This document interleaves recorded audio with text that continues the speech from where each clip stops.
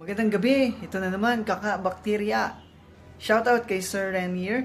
Magandang gabi po, sir. Sasagutin natin yung tanong niya. Natutunaw po ba ang polymer?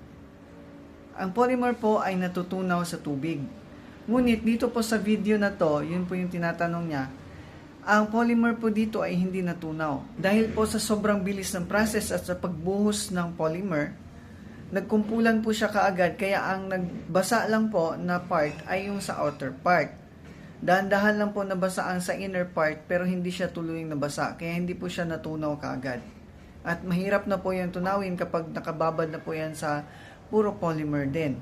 Kaya yan, pagdating po sa sludge press, pagpasok po yan doon, pagdating sa may screw press na banda, yung umiikot, yung screw, hindi na po yan matutunaw, sasama na po yan sa sludge.